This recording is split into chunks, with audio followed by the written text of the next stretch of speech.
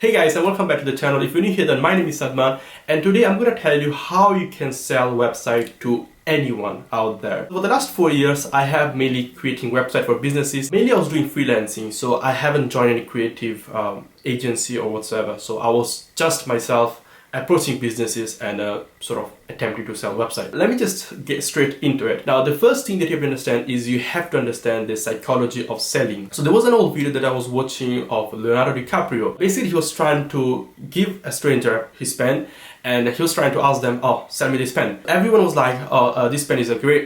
This pen writes upside down. This pen is a very valuable pen, or whatsoever." So everyone was really trying hard to sell that pen. On the other hand, he also gave the pen to one of his friends. What he has done is ask if you could sign in a piece of paper, and in a piece of towel.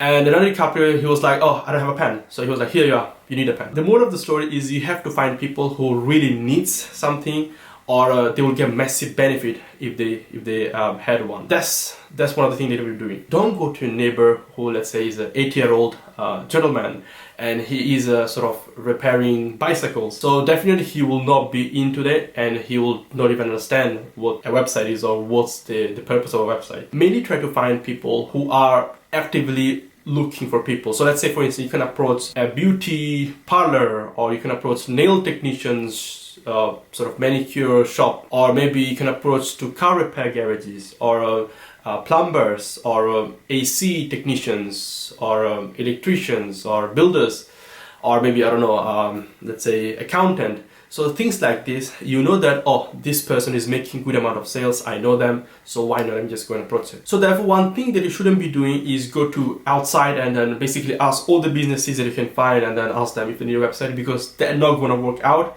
First of all, they're going to get pissed off. Secondly, you're going to get overly tired, and that's not going to really work out. So you have to find potential businesses that they might be looking for a website, or you are pretty sure that they will get 100% benefit if they have one. The next tip that I want to give you is give something without expecting anything in return. Now, this works not just for selling, but basically anything in life. What you can give to a business is, well, first of all, you can give your knowledge. For instance, if they have a, let's say, pretty crap website from early 2000, and the website is not responsive, the color doesn't match, the link doesn't even work, it's pretty crap website, for instance, you can just help them. You can just let them know that, your website is not looking good. These are the main issue of the website, and I know how to fix them. Let me fix it. And then you just offer them to fix it. So main thing here is you're not asking them to pay you for anything, even if they tell you, help me to fix it. So you just fix it without sort of asking them any money for that. And I promise you guys, they will feel that they owe you something. The next time that they need someone, they will definitely contact you, and they will pay you for that, of course. Now, the same rules applies to friendship as well. So when I was in my school, and later on in my IT college, I used to help people in their assignments. So for instance, if someone don't understand, let's say, a particular task, what to do in the particular task, or how you should be sort of structuring that particular let's say assignment.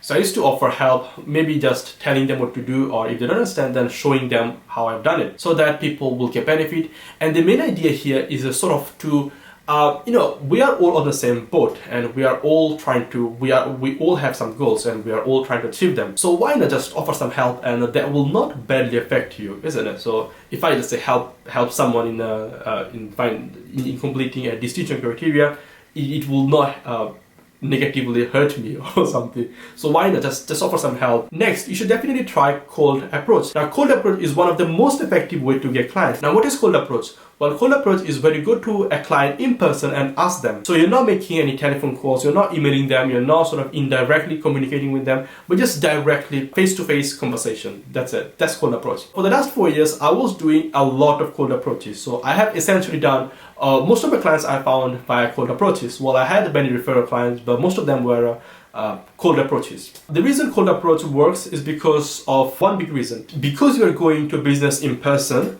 so they think there's, this guy is reliable, this guy is very good at what he's offering, so he must knows about it.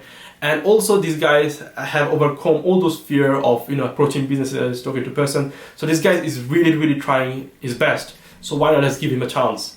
So that's the main sort of thought of a business. And also you're helping them a lot. So they basically, if they were looking for a designer, they had to sort of search on Google, look for all the designers agency. They had to contact them personally and set a meeting, set a schedule. So there was a lot of process behind it. So therefore, if you just go to them in person, it's much easier for them to say yes, or just at least show me your work. Basically, you're just trying to sort of minimize the process, minimize the effort from other side. And the second reason why I think cold approach is great, especially for you guys, is because it improves your confidence like boom, like that, 10x.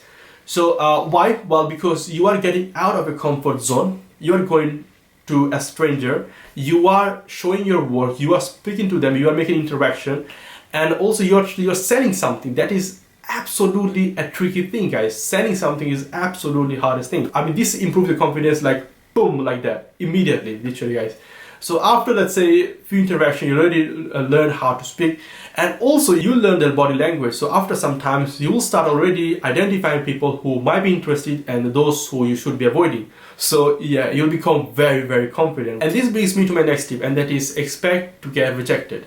Guys, if you are selling websites to businesses, you will be rejected, guys. Back in the past, I have done this calculation, and that is how many businesses I have approached in person and how many of them have said yes. And the ratio is 1/25. Between 20 to 30 businesses that I have approached, one of them have said yes. Just don't go to your first business and already expect that they'll accept you. They won't.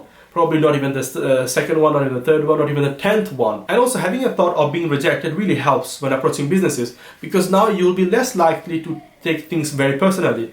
So if they reject you, you'll be okay with it. So you won't be sad, or you won't be overwhelmed, or you won't be like, let's say, very, I don't know, depressed, whatever, because you'll be like, oh, no, I already knew they will reject me. So you'll be fine with it. Always think that, oh, I will be rejected, and that's okay to be rejected, but I will find eventually someone who will say yes. The next tip that I'm going to give you is don't overcharge.